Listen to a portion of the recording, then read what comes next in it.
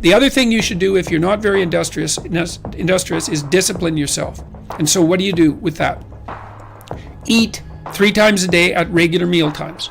That's a good thing to practice, because that starts to put some stability into your life. Get up at the same time. I would highly recommend all those young people out there who are listening, like, you want to get a jump on life, get the hell out of bed in the morning.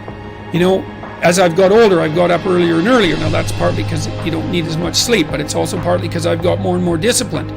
Like, get up early in the morning and get your things done.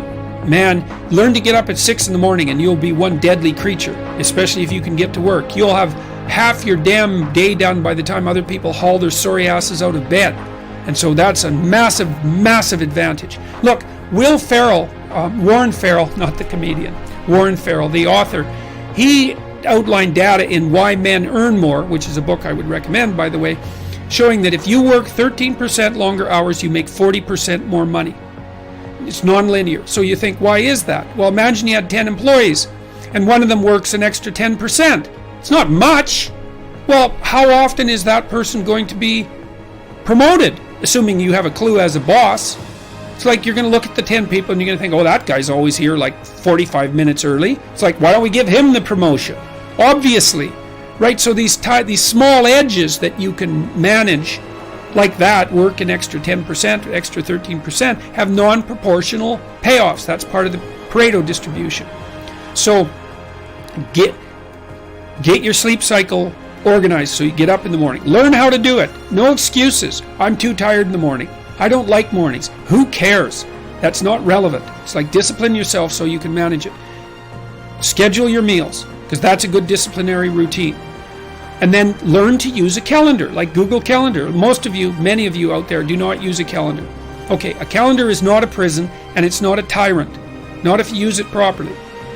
A calendar keeps anxiety at bay.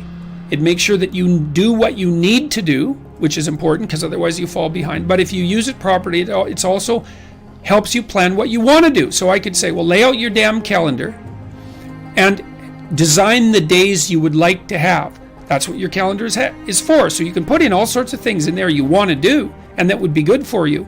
And that's a really good way to start being more industrious. Make a plan. You need a plan for 3 years. You need a plan for the next year. You need a plan for the next 6 months. You need a plan for the next 3 months. You need a plan for the week.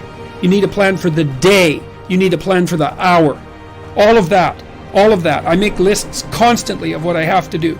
And they're like daily, weekly, monthly, yearly. Right now I can't look out more than about 6 months, because my life is too complicated and chaotic. But you need a vision of who you could be, what character you could have. 3 to 5 years out, you can't go much farther than that because life is too unpredictable, I think, to make vision that's longer term than that subject to. There's too much chance associated with it to spend a lot of time on. Maybe you can stretch it to 5 years, and in rare cases, you can have a 10-year goal, but it has to be pretty low resolution. But you want plans at all those levels of resolution. You want to write the things down. And because what are you going to do? You're going to stumble around and get what you need? You're going to stumble around and be useful to other people? And it's useful to be useful to other people, They want to work with you then. They want to do things with you. They want to have you around. They trust you. They open up opportunities for you. And if you stumble around like you're blind, you're not going to get anywhere. And then you're going to suffer. And then you're going to be bitter. And then you're going to be cruel. So that's hell. That's a bad outcome.